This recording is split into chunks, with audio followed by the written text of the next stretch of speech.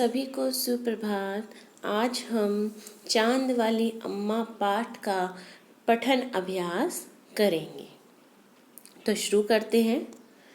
चांद वाली अम्मा, तुम शरारत तो करती ही होगी। कौन कौन सी शरारत करती हो? इन चीज़ों का इस्तेमाल तुम कोई शरारत करने के लिए कैसे करोगी? आप झाड़ू का इस्तेमाल शरारत करने के लिए कैसे करेंगे?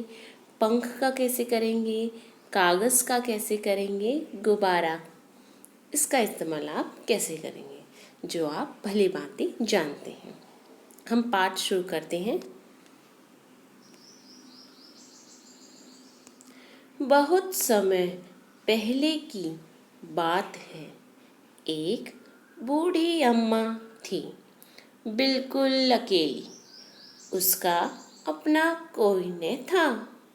घर का काम काज उसे खुद ही करना पड़ता।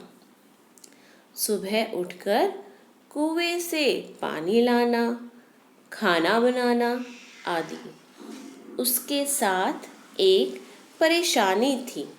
वह रोज सुबह उठकर जब घर में झाड़ू लगाती तब तक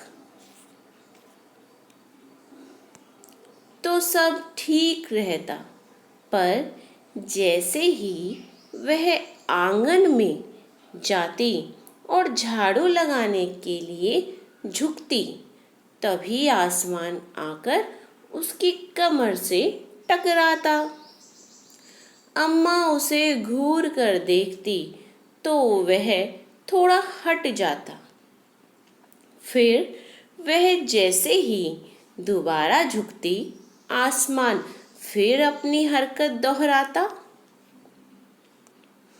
एक दिन, 2 दिन, 3 दिन लगातार यही क्रम चलता रहा।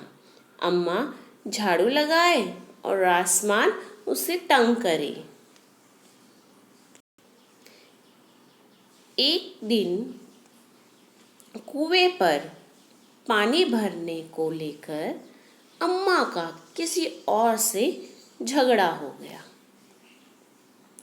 अम्मा जरा गुस्से में थी। वे झाड़ू उठाकर आंगन में गई और जैसे ही झुकी, आसमान ने अपनी आदत के अनुसार उसे फिर छेड़ा।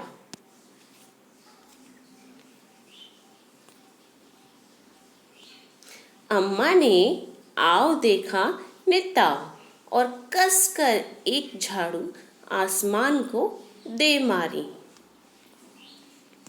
आसमान झट हट गया, पर वह भी अपनी आदत से मजबूर था। दूसरी बार फिर अम्मा के झुकते ही टक्कर मारने लगा। अम्मा ने फिर पूरी ताकत से उस पर वार किया।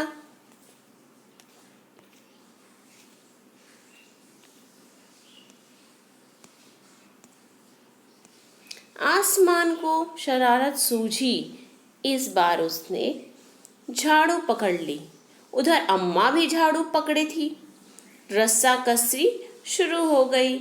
झाड़ू का ऊपर वाला हिस्सा आसमान पकड़े हुए था, तो नीचे वाला अम्मा। दोनों छोड़ने को तैयार ही नहीं थे।